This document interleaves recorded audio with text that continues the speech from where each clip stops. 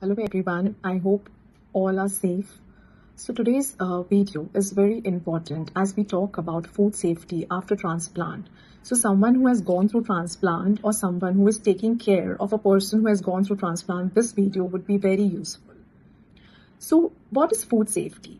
It's about the food consumption that we have or also about how it is prepared and what are the foods that we should avoid and what are the foods that we should have and how we should have. It's very important. So I would request your undivided attention on this video till the end so that you get some useful tips. So we talk about after transplant. What is the scenario with your immunity?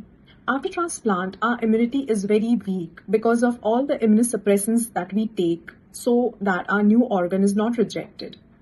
So because of that, the side effect that we have is our immunity becomes very, very weak.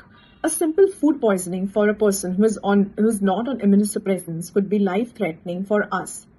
So in that scenario, we have to be very careful with what we eat and how we eat. So the weakened immunity equals to higher food safety risk. So it's not about what you eat. It's also about how it's prepared, stored, and even handled. Let's talk about what it means in everyday life. So first we will talk about the food that we should not have at all after transplant. So here are some quick tips that can actually keep you healthy for a longer term without making you sick after transplant.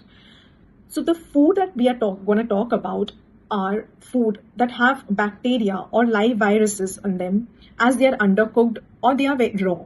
So things that we should avoid after transplant are undercooked meat if you're a non-vegetarian, or any kind of poultry items, or unpasteurized milk, soft cheese like brie or blue cheese which is not made with pasteurized milk, or any kind of fruit or vegetables that are not washed properly or that are not peeled properly, because we have to have fruits and vegetables which are peeled preferably and which are cooked to the level that they are mushy so that all the bacteria and viruses are killed. So these are quick tips that you should keep in mind when you're consuming. But it's not that you cannot have food outside. Yes, you can have food outside, but then you have to be a little bit, tips that you are there which you have to follow. Let's make it real. We can still enjoy outside and have amazing life and those yummy food. It's only that we have to be a little bit careful with what we are consuming. So if we are eating out, then we should avoid any kind of buffets because the food is lying there for too long and can have any kind of bacteria and germ, which if contaminated with our immunity, it would be bad. So we should avoid any kind of salad bars, deli meats, or any kind of buffets where the food is for long. Otherwise, if it is piping hot, then why not?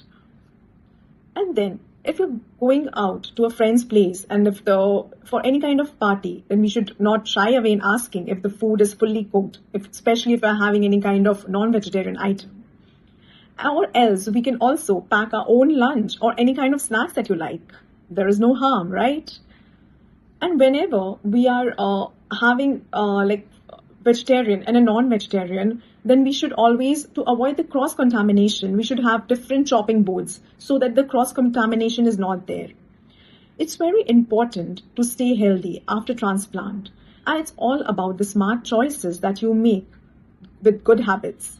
Food can be still colorful and flavorful, and it can be very, very yummy. You just have to be a little careful with what you're eating. So you should always be mindful of what is going inside your body. So I wish you all an amazing, amazing food journey and stay safe. See you. Bye-bye.